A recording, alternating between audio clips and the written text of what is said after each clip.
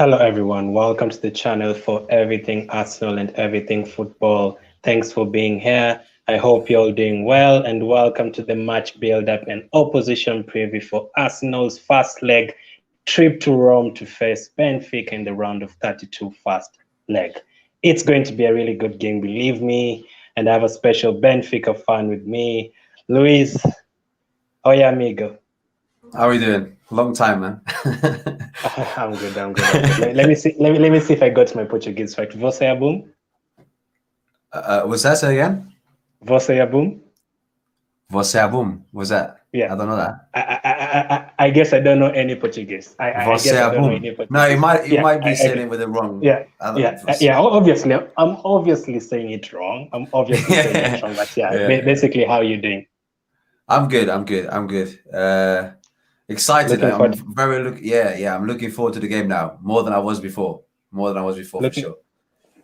Look awesome. So it's Benfica against Arsenal. Anyone in the chat, make sure you drop your questions in the chat, and we'll answer them as we go by. Obviously, there's some Champions League football in 90 minutes, so we'll keep it under 1 hour or something like that. So it's going to be interesting. So, Luis, Benfica against Arsenal. What was the reaction when you saw the draw? I was happy, mainly because a part of me thought, wow, well, that's close to home, because obviously I'm located in the UK. So I thought maybe I can go and watch it. Maybe I can go to the stadium and watch Benfica away. And I was excited about this team. We were coming up with great purchases, great players. We were playing good football. And it wasn't until recently that I started questioning it, whether it was actually a good draw or not. Because I know we'll get into it later, but we're underperforming a little bit. And now I'm a bit concerned that we may not do very well against a team like Arsenal. Yeah. Which kind of teams did you want you guys to be drawn against in the round of 32? Any teams you have in mind? Realistically, I always go for the teams that I can potentially go and watch Benfica live. And I like big teams. I've said this before. I don't like playing the weaker. I like calling them weaker teams, but those teams that are seen as like, the small fish, I don't like playing them, because if I'm going to lose, I'd rather lose to a big shark instead of a small fish. And I like my team to be competing, with the best and not with, the small fish. So I was happy to see Arsenal. I was very happy, and I'm still happy, to be honest. I'm still happy that we're playing Arsenal. I mean, it's a good test for us, and we'll see how we can perform. Do you prefer having a home tie first or an away tie first? Away. I prefer to play away before. And it's mainly because I like to get those early away goals, even if it's just one, even if you get like the 1-1 away first. When you come home, you got your fans, in like normal circumstances, you've got your fans, and you feel like you can overcome anything. When it's the other way around, if you fail or you don't approach the first game correctly, you can really screw up. And then once you go away, you're obviously playing in their home. So that could make things a little bit harder as well. I don't know. I kind of prefer being. I know I get the away thing, but I kind of don't mind being home first. You keep a clean sheet, don't concede any away goals, get a couple, and then you go away. All you need is just one goal, and then it's done. So it works both ways, I'm guessing. So this season, at the start of the season, before everything after the transfer window, what was the expectation in the league and for the Europa League before any draw was made? So the expectation for the league and the Europa League. Yeah. Where did you want to reach at the beginning of the season? For the league, it's always champion. I don't think you can be a Benfica without having that as a priority. The Europa League, because obviously we were supposed to be. We didn't even think about Europa League. We were thinking about Champions League because we had the match against PAOK. Never thought we'd lose that. Somehow we did. We really screwed up. We ended up in the Europa League. And once we were there, I mean, win, right? When you come from the Champions League, you always think, okay, well, we're winning the Europa League. I think me and you being an Arsenal fan, you have to admit when you're coming from the Champions League side to Europa League, you think, all right, well, we've got to go and win it.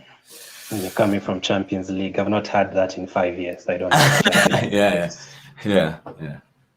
So so after the draw, you were given Rangers, Standard Liège, and Lech Poznan. You're expecting top spots? Yeah, for sure. Lech Poznan, never heard of them. I've been to Poland one time, I believe, like 1 or 2 times. One time, I believe. Yeah. And I work with some Polish people. I asked them about Lake Poznan. Everyone was saying like, "This is an easy match for you." Standard Liège, obviously know about them. I had, I wouldn't say I was friends, but I had a good relationship with Orlando Sa, one of their strikers. Not Yeah. anymore. Yeah. He kept saying like, this is gonna be an easy game for you as well. Yeah. Rangers, it was a tough one because just like Celtic, we used to always struggle against these like northern UK teams, Yeah. and they're on a good run. They're playing great football, and I know it's a Scottish league and it's different, but still, it's always one of those things where you never know what you're gonna get. And they showed up, and that's why they got the first spot. Luckily, we managed to get a second spot, but Yeah. So at the first game was against Lake Poznan away from home. You did win it 4-2. There was Standard Liège game at home. You beat them 3-0. And then you drew with Rangers both games 3-3 and 2-2. And then you beat Lake Poznan again 4-0, and then you drew away to Standard Liège 2-2. So 3 wins, 3 draws. Are you happy with that? let's say I wasn't unhappy. I was okay with it because, okay, it's something that I can understand. All right, fair play. You know, we already screwed up Champions League. At least we didn't lose. We looked decent, especially against the teams that we should have looked decent against. And Rangers surprised us a little bit, which I understand. So yeah, I was all right with it. I was okay with it. Awesome. And which was your best result in that group stage? 4-0 against Lech Poznan. 4-0.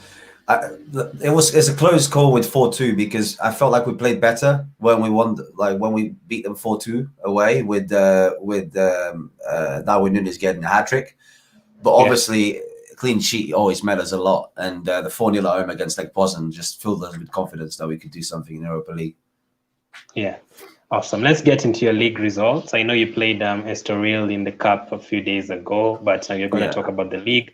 Your 5 last results are scrolling down the bottom. So I can see you did lose to Sporting. Unfortunately, that's your rivals. You drew with Vitoria. The other teams I really can't pronounce, by the way. You drew with Nacional 1-1. And then Famalicão, how do you call it? Famalicão, or how do you pronounce it? That's it. Famalicão, yeah.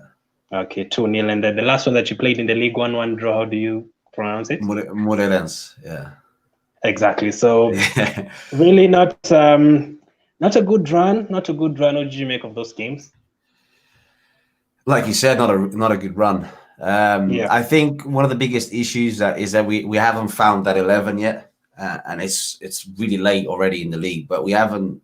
We had this conversation earlier. I don't know who's going to play because we're not consistent with the 11. You know, I think there's only 2 players that I can tell you that will play, and that's Otamendi and Jan Vertonghen. Yeah. That's it. Yeah. All the rest is just, you never know what you're going to get, and I think that's one of the biggest reasons why we've had those results. You know. Yeah. So the thing I'd say, you do score a lot of goals, but you do concede a couple here and there. I always see late goals from you guys every time I'm checking out the live scores and stuff and all that. So in the cup competitions, there's one cup where you lost to Braga. I don't know if you're aware which kind of competition is that compared to the English competitions. Which cup was that? Is it the FA Cup? Is it the League Cup? The League Cup. It'll be the League Cup, the Carabao Cup. Yeah. And which team went ahead to win it? This year was Sporting Lisbon. Yeah. Sporting. And the one that you're playing against Estoril is the FA Cup, basically. That's the Portuguese Cup, yeah, FA Cup, yeah. So if you end up winning that and then going to the semi-finals in the Europa League, is that a good season even if you finish second in the league, for example? If you finish second in the league, yes. If we still manage to finish second in the league, win the Portuguese Cup, put in a good shift in Europa League, and potentially, it's not so much about the results, is how we play as well. Like if we just scrape it all and we're stupidly lucky, then I won't be happy. But winning the Portuguese Cup is always, for me, a very important matter because it's a Portuguese Cup. And if we finish the way things are at the moment, if we finish second, I'll accept that. and with a nice European run, let's say semi-finals or even like a finalist, I'll be okay with that. Yeah. Okay, so far this season, you're fourth in the table, but you've had a couple of wins. You've won 11 games. You've only lost, I think, 3 or something like that. So it's not that. It's not a calamity like it is at Arsenal. So who would you say has been your best player this season? Ooh, that's a hard one because they all been like on and off. There are players that come. I tell you what, I hate to say this, but I think the one that has been more consistent, and I really do hate to say this, but it's got to be Otamendi. I didn't agree with it with us purchasing him, especially him being like an old Porto legend. But he just has that fire in him. He has a fire. Is hungry for wins, for clean sheets, and he's been consistent. I think we've had players that have done more than him, but then some games they turn up, some games they don't. So Otamendi's been there from apart from the first couple games when he got red cards and gave away penalties like there's no tomorrow. He got into his form and he's been consistent for the last 6-7 games. Otamendi was terrible at Man City. Man City fans used to cry when Otamendi was in the starting lineup. But hey, you can change teams and become good in that team depending on the league, depending on the style of play, depending on your opponents and teammates and stuff. And which player needs to improve the most in your squad? As a player, most probably Darwin Núñez, because I think all of us, and I can speak for all Benfica fans, or most of them, we can see a lot of potential in this guy. We can see him becoming a great striker, someone that will end up playing for one of the biggest clubs in the world, like the likes of Real Madrid and Champions League winning teams. But he really needs to put a shift in. He needs to wake up and smell the coffee, like we like to say, and just go for it, because you can't just do what you do right now. But I know if he improves, he can be we could have a great play in our hands. Yeah. Okay, let's get into the negatives and the positives again for the matches. Which has been your worst result so far this season? It's funny you put I know. I did that. For me, to be honest, the Sporting result wasn't the worst for me. The worst was losing against Boavista 3-0. Because you're playing a side that is, I am not sure where they are now, but I think they're if they're not getting relegated, but they're really touching the bottom. And they lose 3-0. It's not like you've lost 1-0. It's not like you've just unlucky. No. Yeah. You lost 3-0. And that was a big hit. I think that's when everybody realized, okay, we've got issues. We need to fix this, because it's unheard of. It's unheard of, Yeah. And what about the best result? In the league, I'd say in any competition, basically. We only really performed in Europa League, to be honest, which is something I'm holding on to, because we got Arsenal now. I mean, obviously going back to the games against Lech Poznan, those are the best games. We had not as a result, but as a game. The result against Porto, the 1-1, wasn't a great result, but it was a great show for us. The way we played, our formation, it was a great game, and I believe if we play that formation, we can really improve from there, from the results we've been having lately. Awesome. So it's an up and down season for you, just like us. You expected to win the league, you're fourth. We expected top 4. We've been 15th, 14th, 13th. Definitely worse than you guys, so it hasn't been good. On the transfer window, I know we discussed that earlier. By the way, I have all the links in the description if you want to check out Louis' personal channel, the Benfica channel, and the show that we did early on HJ90's channel. The link is in the description. And the transfer window, how sad or how happy are you with the transfer window? Of course, you got rid of the likes of Ruben Diaz and brought in Otamendi. What did you make of it out of 10? If we hadn't lost Ruben, it'd be definitely like an 8-7. The fact that we lost Ruben made it a 3, because I think everything we were building on sort of went downhill when you lost the spine of the team. So we spent a lot of money. We bought all these great players, and then you lose the captain and your centre back that holds it all together, you know. Mm-hmm. So yeah, I'd say a 3.5 maybe, you know, just because Wow. we got Waldschmidt as well, and he's a decent player. We haven't even spoken about him, but he's been all right. Yeah. So 3.5. Wow, that's very low. Because for us, I think in the summer transfer window, people are giving it to 7 and 8 because he brought in Partey. So that was very interesting. So Ruben Diaz, believe me, I know about that. Selling our captains.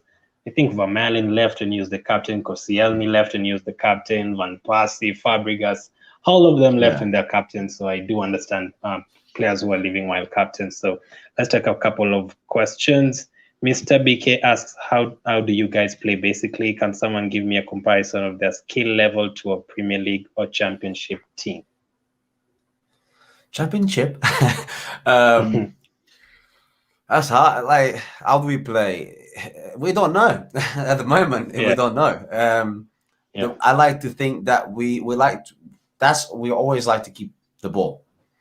But when we play against a team that is, on paper at least, stronger than us, we don't mind not having the ball. And that's something that Benfica has to learn, because obviously Liga NOS, we always have the ball. Even when we play against Sporting and Porto, they give us the ball. They go, you have the ball. We'll just murder you on the counter attack. So it's important for us to know how to play without the ball. I'm trying to find a comparison with a team from Everton, maybe a little bit. Sort of. It's hard because obviously you're looking at completely different leagues. Your EPL is a lot more physical, a lot more fast paced, and we like to keep. I'll be honest, we like to keep the ball. We've started crossing a lot more, but we're a team that likes to attack through the middle mainly. We sort of rely on Pizzi and the guy in the image, Weigl, Taarabt, sort of to ping the balls in the box, but not from the side, but from like sort of a through ball or a lob ball, how you want to say it. And Everton and Rafa on a wing, sort of cutting more inside than crossing the ball. They will cut inside and try and do a quick 1-2 in between defenders, which doesn't really work all the time, but when it does work, it's beautiful. Yeah. I saw the guys from the other channel, the other Benfica channel, talking about, I think it was Kenny or something. He was asked that question and he said your style of play is keep the ball for 10 seconds and lose it, give it away to the opponents. That's your style of play. I don't think you're that bad. Come on. I told you I don't believe you guys in terms of thinking you're not that good, because we played Wolves a couple of weeks ago and they'd gone like 10 games without a win and they still found a way to beat us. So usually you can't just underestimate any team at all. Yeah, it's been like that though. It feels a lot like we can end the games with like 65 possession or even more. Yeah, but it's what you do with the ball that counts. We will pass from the left back to the centre back, then to the right back. Then the right back will go up like for 2 seconds, and they'll be like, you know what, let me go back, and you'll keep doing this like sort of half moon sort of passing, waiting for something to happen, and then you'll see Pizzi maybe coming down to get that ball. Once he comes down, if a player comes with him, he's just going to put the ball back to the defenders, and you waste so much time. And one thing Benfica doesn't do, and I hope we do this against Arsenal, we don't counterattack. If there's like 3v3, we'll get the ball and we'll stop and we'll wait for both teams to sort of like rearrange, and then we go. And it's almost like, what are you doing? Like, go for it, just, but we don't do that. Counter-attack, that's not something Shaka would want to hear, because he always picks up yellow cards when the opposition is counter-attacking. And another question from Ghana Rich Toffen, I hope I'm saying your name right. He says, very good question, by the way. Arsenal has injury problems with Tierney and Partey. What's the situation on their sides? Any major injury blow to Benfica? Right now, it's quite funny, because if you asked me that a month ago, I would say the full 11. The full 11 they were ill. But now I believe everyone's fit, apart from maybe somebody mentioned to me about a couple hours ago, Gilberto, one of our right backs. He might be not being able to play against Arsenal. Not a big blow. I don't think he's that good at all. Yeah, I'll be happy to see Diogo Gonçalves, a youngster. He's not a right back, but he can do the job there. But apart from that, I believe, I can be wrong, but I think everyone's fit. In terms of injuries, some of the players haven't really had many minutes after they came back from injury. But I believe for the first time in a long time, he's got a good 25 players that he can pick from. Yeah, which okay, throughout the whole season, which player did you miss most when they had an injury?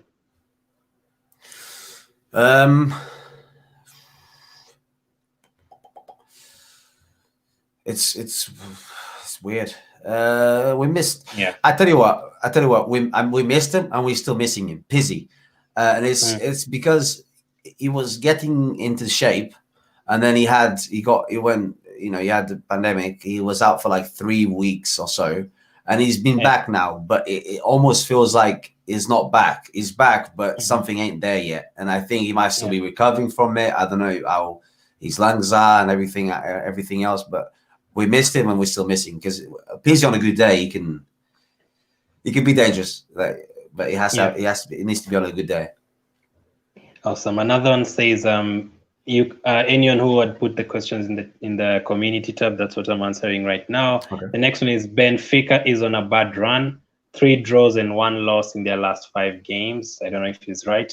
Will they be motivated or down for the Europa League? So basically, if I'm to like ask that question, I'd ask like, since you're not doing well in the league, are you keen on winning the Europa League, or are you like, you know what, forget about the Europa League, let's focus on climbing up in the league?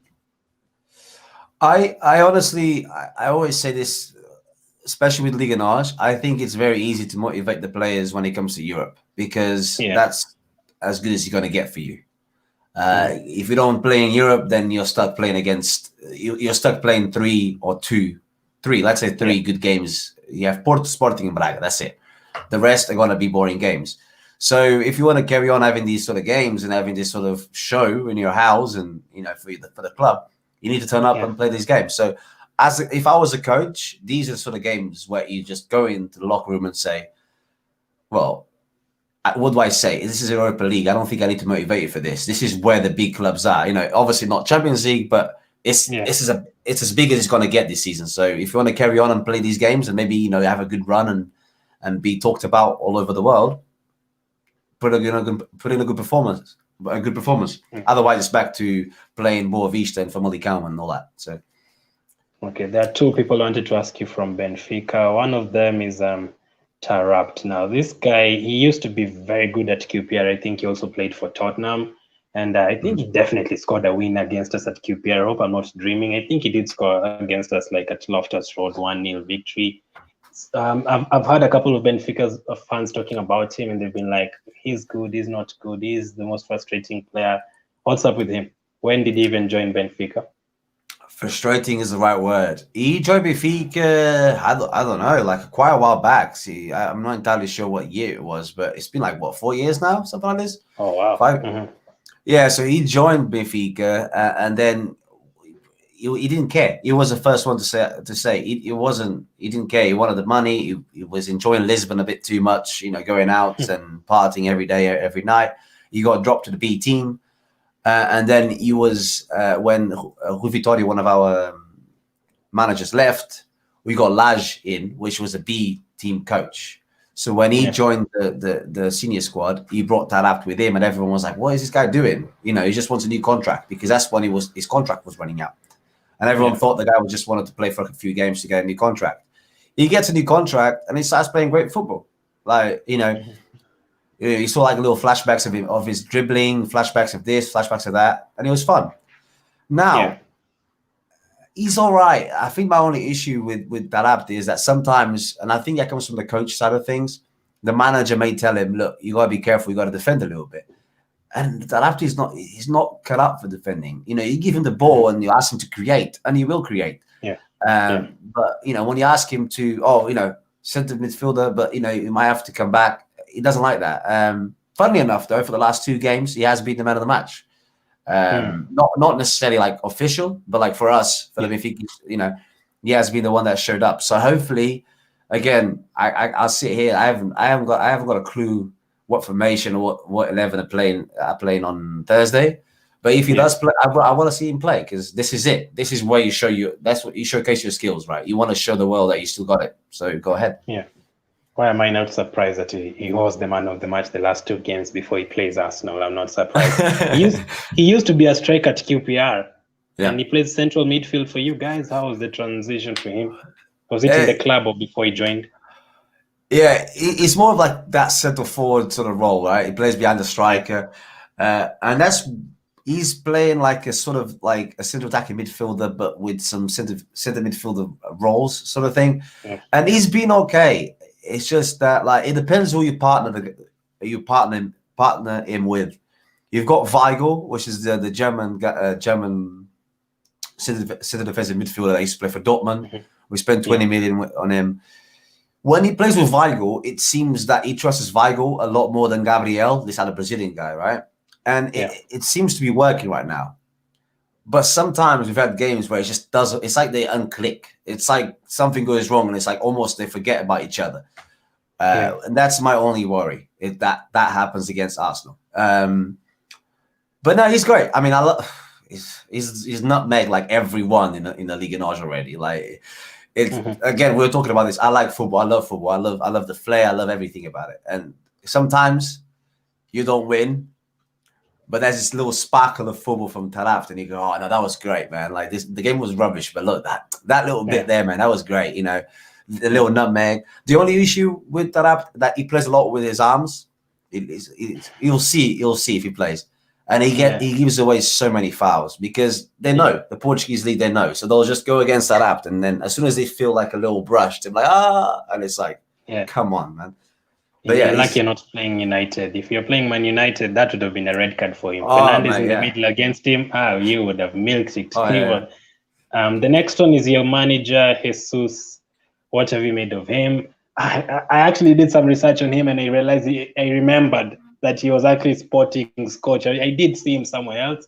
So how was that? He's moving like George Graham, former Arsenal and Tottenham coach, and Steve Bruce, who's managed Birmingham and Villa.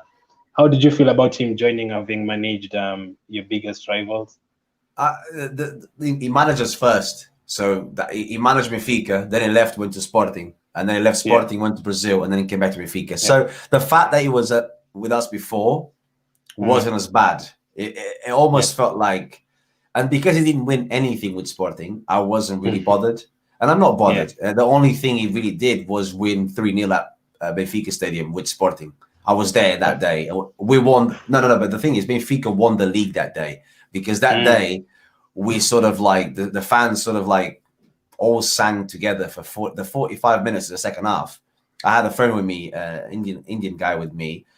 He doesn't really know about football, but he just went to Lisbon with me for like the weekend, just for that game, realistically. And he was this stag do as well. And at one point, he turns around to me and goes, "Lewis, I'm sorry, man, but like you're losing 3-0, right?" I'm like, yeah. Why is everyone singing? I was like, "That's Benfica, bro." And we were just saying, we love Benfica. And that day, I think was when the players understood there's nothing we can do that like it'll be wrong. We just have to play, and these guys will have our back. So that's the only thing he done really. I'll be honest, I'm not a fan of the guy as a person.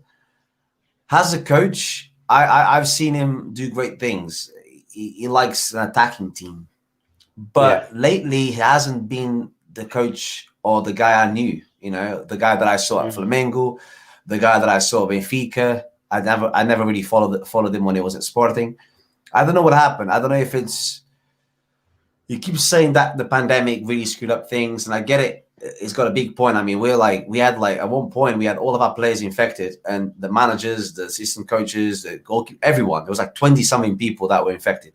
So I get it. That can be that can play a major role. But I'm the kind of, I think I'm a bit like you when I say like I don't like always changing managers and coaches and stuff. Like, I sack this one, get another one, give the man some time. But it comes to a point now you need to start performing because 4th place, Europa League, this is it. You know, there's no more room for error. Otherwise, you need, like, a lot of people said that if he doesn't perform against Arsenal, he's out. I don't think he will be. I think he'll stay until the end of the season, no matter what happens. But I don't know. We'll see. For me, I'll at least keep him until the end of the season and see where he goes with his team. Yeah. Who do you blame for you guys being 4th? If you were to pinpoint one thing, is it the manager? Is it a player? Is it the illness or the pandemic going around? Which is it that made you Uh, guys be 13 points behind Sporting? I blame the management of the football club.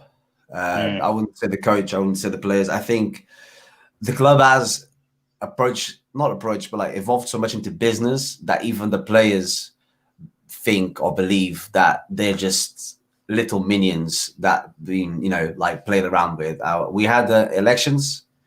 Unfortunately, the guy that has been there for the last 10 years or more, he's been more, I'm pretty sure, was elected again, re-elected. Really unfortunate. But I think realistically, the chairman is to blame, Vieira, because it's not like all of a sudden it went down. Things have been going down, slowly, and you've been losing players. And I think the last 2-3 years, it's only been better because, like I said before, we had our academy that every year would have a golden boy. Gnat Sanchez and Felix came. Like Felix was like a given. It was almost like we don't have a striker. Oh, we'll get this kid playing. It's like wow, And I think this season, and I'm pretty sure, and I don't know, Ruben Dias was sold, and he used the fact that we didn't qualify for the Champions League. Well, he just made 120 million for selling Felix. So maybe if he didn't spend that money on all these players, we could have, kept Ruben Dias. And then his argument was, but these players that I brought in are going to do crazy good things. I'm like, all right, let's see. Well, it's February now, and I haven't seen any of them apart from maybe Otamendi. Otamendi and Vertonghen, they've been okay, but apart from that, I haven't seen them create goals. Like Everton and Darwin haven't been. Darwin is not worth 25 million right now. So I blame the management of the club. So let me read a couple of comments here. Adric says Otamendi and Jan Vertonghen and Alvarez is slow, so you should use Saka, Pepe, and Martinelli because they have the speed. A lot of Gabriels in this game. You guys have Gabriel, you have Gabriel. Don't think he'll play. I don't think he'll play. You don't think he'll? I don't think ours will play neither. I don't think Martinelli will play neither. So we might only see one of them. So it's Arsenal against Benfica. Louise, so what are you expecting? What are your expectations for this game? Are you thinking win, lose, draw, defend, try and win it? What are you thinking? I honestly don't see us winning. I think our best hopes is that we get honestly, if I'm being completely honest with you, a 0-0 draw, because like I said, the first leg you're away. So if we manage to get a 0-0 here, and then go to London, or in that case, go to Athens, and get a 1-1 draw, we go through. And I hate saying that because I told you I'm a football fan. I want to see 5-4, 7-5. This is what I want to see, but I just don't see us doing that. And I forgot his name, but the comment just before when he talked about Otamendi and Jan Vertonghen being super slow, I've said that many times. Yeah, that's it. It's true. If you have I even forgot about Martinelli. The guy is super fast. Like you put him against our center backs, it's just there's no way we can catch them. Like there was and I don't blame them. I don't blame Otamendi and Vertonghen for not being able to catch these guys. I mean, at the end of the day, you look at Otamendi and Vertonghen, they're not young. They're not young defenders. They're ending their career pretty soon. In the next 3 to 4 years, that's it. That's done for them. And then you have all these really, really, really fast players that can really punish us. And honestly, like I've said so many times before, man, I'll be happy if we don't, I have this vision of the 30 minutes in and I'm watching the game and I'm like, we're 3-0 down. Benfica's 3-0 down. And I'm like, well then, let's get the beers in, because it's just, I get where you're coming from, but like, you've watched Arsenal, and it's not like we love our clubs. We do. We want them to do the best, but you're so like, you just don't know what's going on. We just don't know what's going on. I don't like. I still don't know until today. Yeah, it's like usually by February. No, not usually. Always, you'll have like your consistent 11 or like consistent 10 at least, and you maybe have a striker that sometimes play. We don't have it. He might play Grimaldo left back. He might play Tavares as left back. Gilberto, Diogo Gonçalves right back. We don't know. Centre backs. We got a new guy from Brazil. He just joined about a couple of weeks ago. Is he playing? We don't know. He might play Weigl and Taarabt in the middle. He might play Gabriel. We don't know. Pizzi might play. Everything. It's just so. I don't know. You just don't know. How can I tell you how a game is going to be if I don't know who's going to play? You know what I mean? Yeah. And it's so hard. So for me, I'll be happy with just scraping draws and wins and just going through. It sounds terrible, but it's the truth. I can tell you your vision won't come. It won't come true. 3-0 down to Arsenal in the first 25 minutes. I can assure you of that. I think the Leeds game, I think that was the first time we scored 3 goals in the first half in a while. We take a lot of time to score goals. Like, it's been a while. I don't even remember the last time. Maybe twice this season, Arsenal scoring a goal in the opening 10 minutes. It is rare. So I could easily see like a boring first 15 minutes of both teams trying to like size each other up and stuff like that. So it's going to be very interesting. So let me ask you, because someone is asking about Arteta.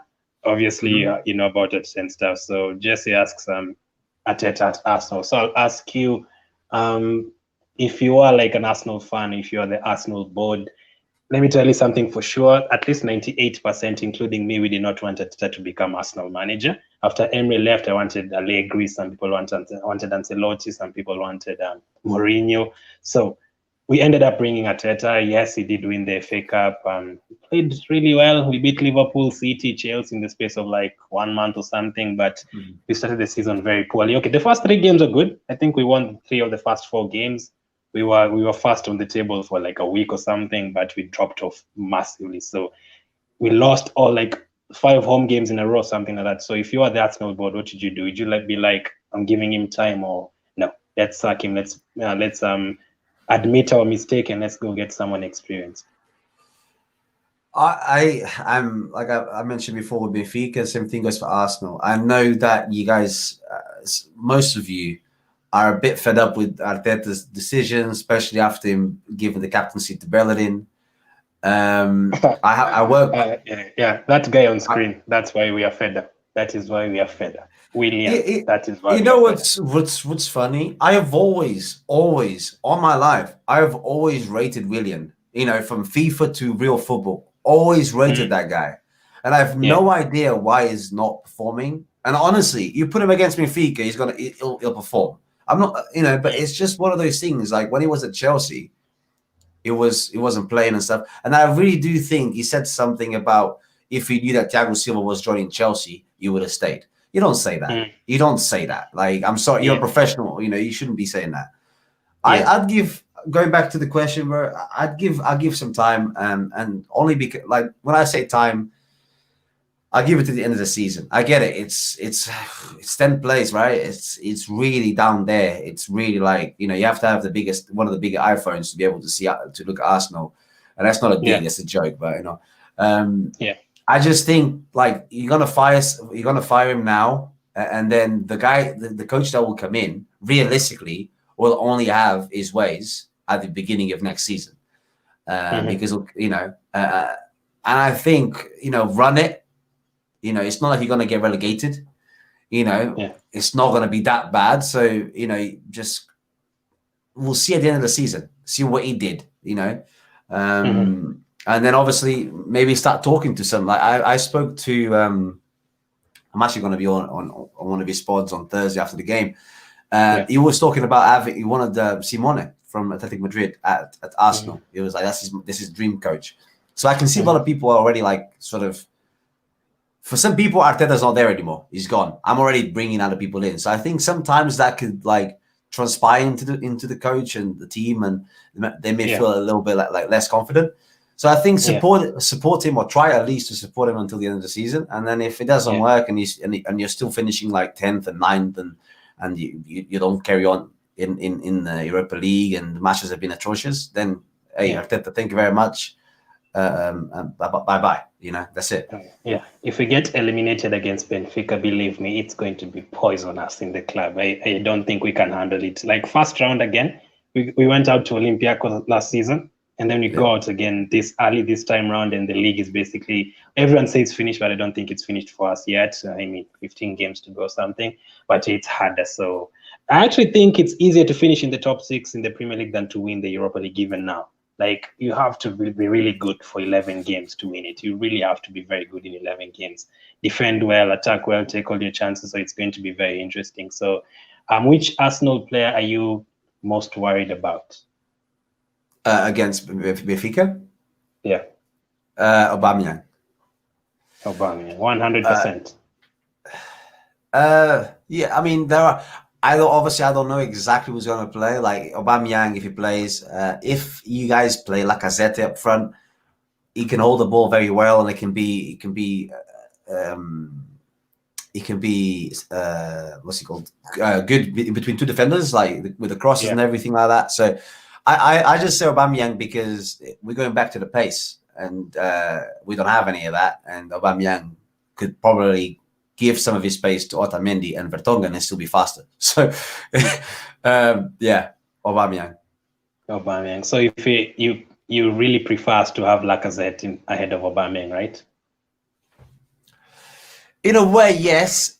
I think we can defend Lacazette better than Aubameyang. I can be completely wrong, and he gets a hat trick against us. But I think that's the way it is. So I just need to record this and send it to Arteta immediately after. Just Benfica are afraid of pace. Just play Saka, play Aubameyang, play Pepe in behind, and let's get the goals. Because Vertonghen and Otamendi are very slow.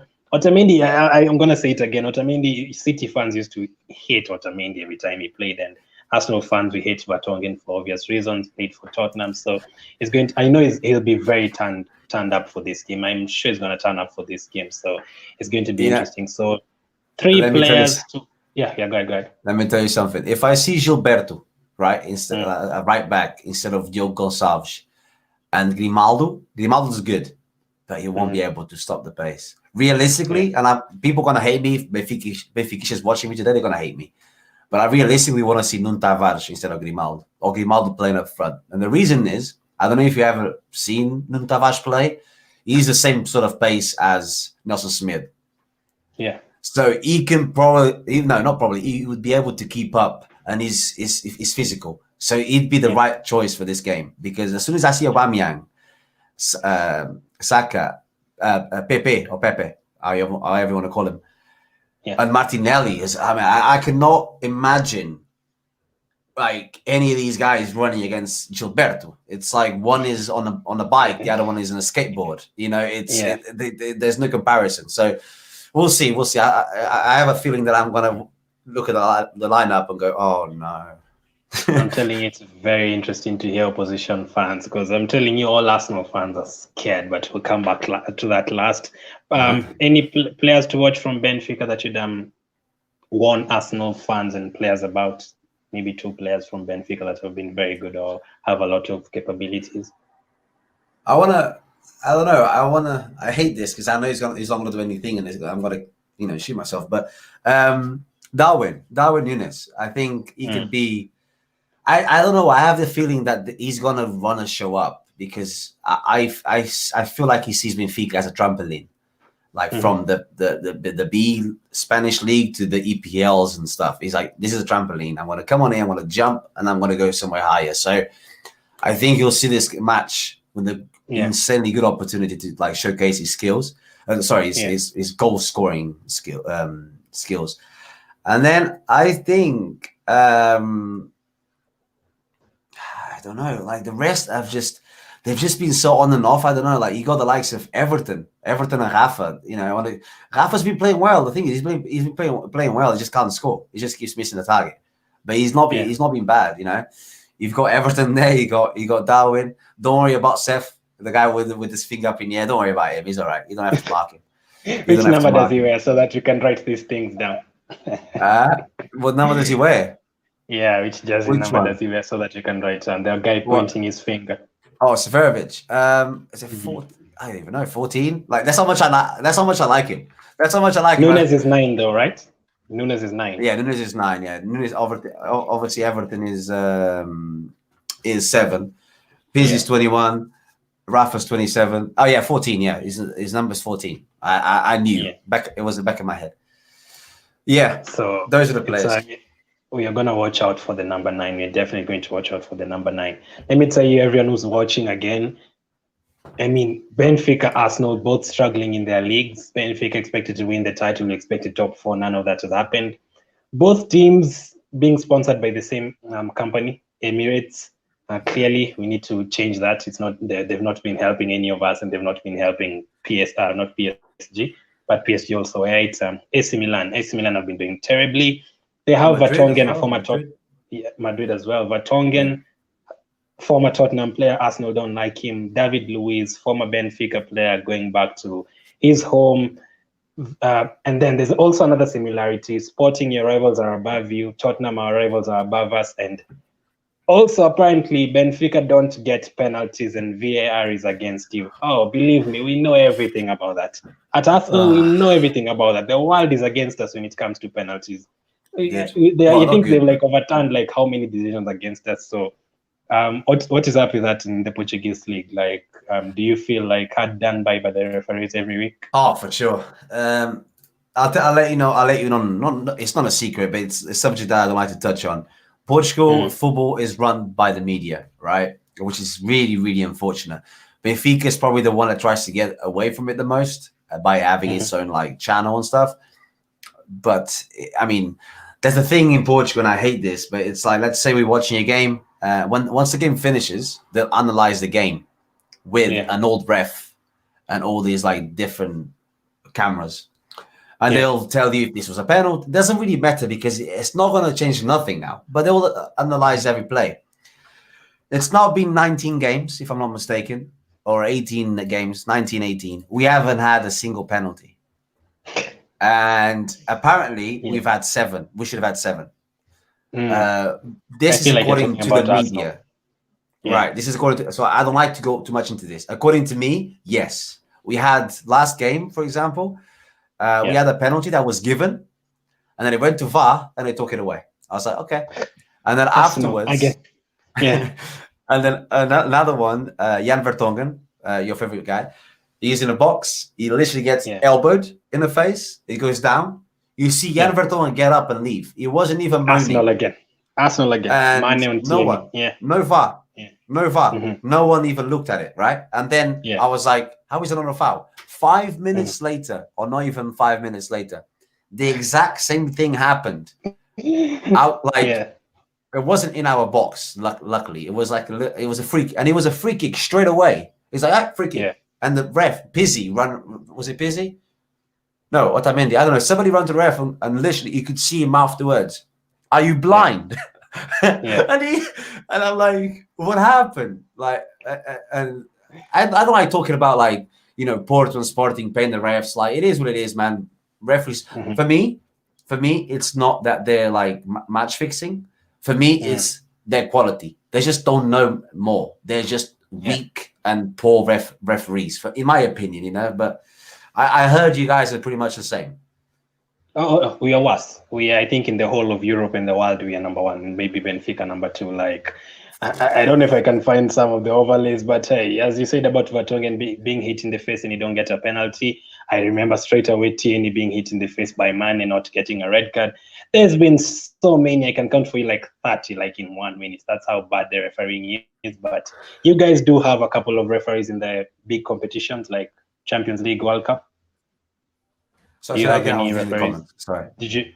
Sorry. It's okay. Did you have any referees in the last World Cup or in the Champions League this season from Portugal?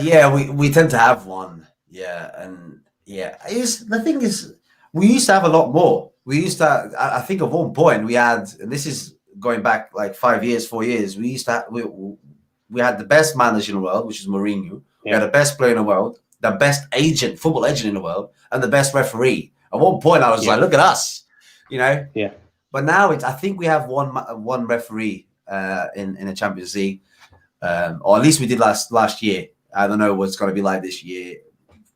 I don't know. I think it all comes down to both the league and the club. It's just mismanagement, and I think a lot of people have used the pandemic to hide the issues and the matters and someone not doing their job correctly. Everything, every time something comes up like, oh, this has not been done correctly. Oh yeah, but it's 2020 and this has happened. I'm like, okay, well, I get you, but don't blame everything on the pandemic. Yeah.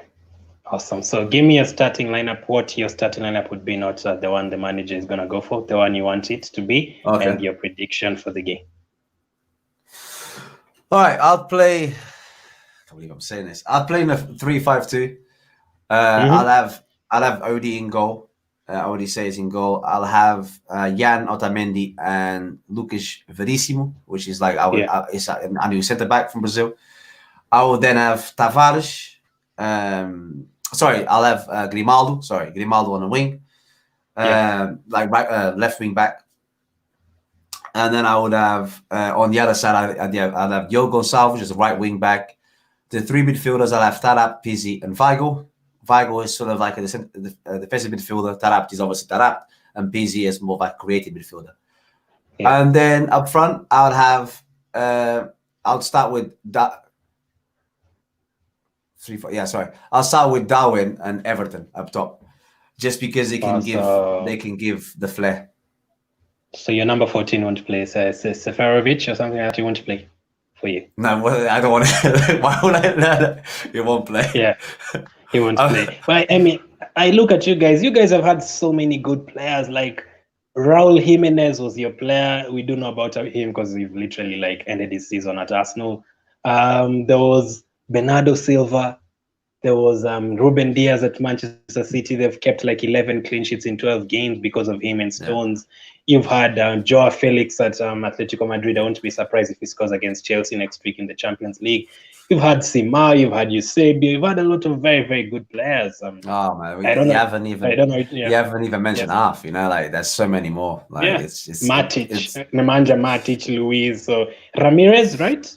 Ramirez as well. Yeah, man. Everybody like Di Maria. So you've had a lot of very, very good players. Cancelo, like man, we'd go all day. Man. Yeah, thankfully, you guys do get a bit of money for those players. We never get any money for our players. Ramsey, Sanchez, they all left on a free. So, what is your prediction for the game? Okay, look, I'm gonna, the first game is gonna be 2-2. Let's just, and then. The second game is going to be a lot. It's going to be either 1-0 to Arsenal, 1-0 to us. I think the first game is going to be a lot more active because the teams are going to be like, all right, let's try and sort this out now. Yeah. I know I'm changing every time, but I am now going according to the lineup that I just said, because at the beginning I was going to a lineup, a boring 4-4-2. If we went to that lineup, I can see quite a few goals happening, especially in the first game. So I'll say 2-2 in the first game. The second one, seen as Arsenal has obviously got the away goals, they'll probably approach the game, a little bit more careful. And I think it'd be like a 1-0 to you guys. So you expect Arsenal to win. So fans that's not changing. That's not changing. Yeah, that's not changing. Make sure you drop a like on the video before I ask Luis about the last question. So. Arsenal fans watching this, can you tell them how confident you Benfica fans are of this game out of 10? How confident are you on a scale of 1 to 10? Me or the fans as a whole? You and Benfica fans as a whole. All right, I'd say as me, I'm 5. 5. I mean, again, I think it can change drastically as soon as it gets to like 1 hour before the game on Thursday and I see the lineup. If the lineup is the way I said, that's 5 will go to an 8 straight up. Yeah. But I really don't believe he'll play 3 at the back and do all that stuff and play the way I want him to play. So for me, I'll say 5. Overall, speaking to everybody, my friends and stuff, I think we're all there as well. It's between 5 and 6. There's some people that obviously are a bit more sort of optimistic, I guess, but everybody's at the moment. We're not going through a great time, in this year, or just in general. And Arsenal, can really punish us.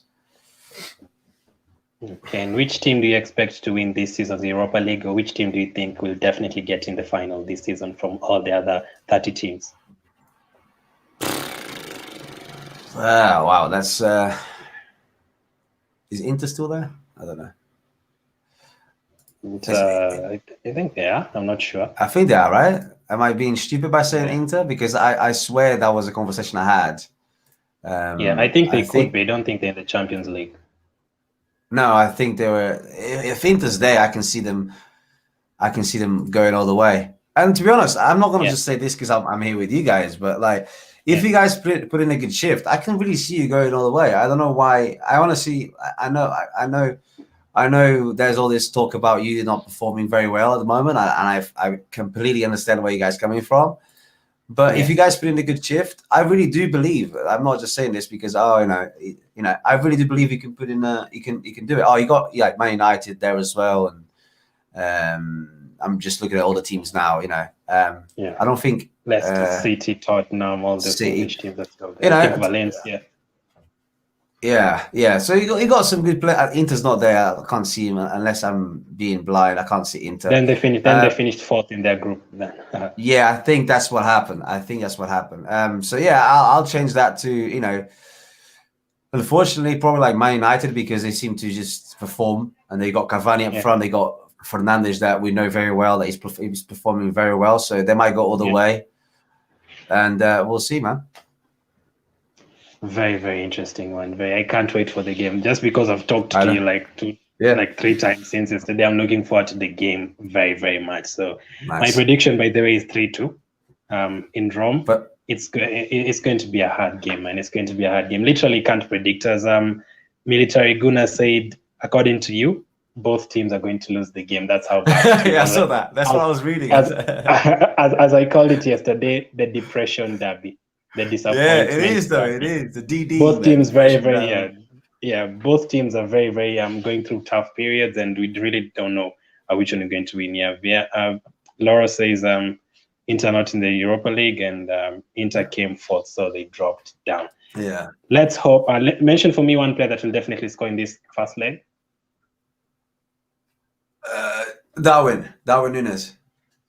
Awesome. I'm going to go for Aubameyang. I actually think Aubameyang and Lacazette will both start. Please don't do that. I'm afraid Aubameyang will still start on the left side even after scoring the hat-trick. But I'm just like you, and you're just like you. We also have to see the lineup because if Willian is playing, then 5-0 Benfica. If Martinelli and Aubameyang are playing, 5-0 Arsenal. So let's hope for a good game. We'll be seeing each other a lot in the next 10 days. First leg this week, second leg next week. So it's going to be a good game. Make sure you are give a shout out to your channel and where they can follow you and everything. Check us out, Benfica after 90. We will go live every match day shortly after the games, and obviously follow me on Twitter as well. I'm not on it like every day, but I do tend to keep an eye on it. So obviously the Twitter is down there. That's pretty much it, man. Awesome. The links are in the description. The first link, you can subscribe to my channel. The second link is Benfica after 90. As I joked earlier, if we go to extra time, it's going to be Benfica after 120. Hopefully no extra time. The third link is his personal channel where he does other stuff. And the fourth link is the preview that we did earlier on HJ90's channel, also with Luis. So you can go and check that out. As of now, let's hope we win the game. Thank you for watching. Really appreciate you. Thank you for coming on, Luis. Keep staying safe, everyone, and I'll catch up with you guys later.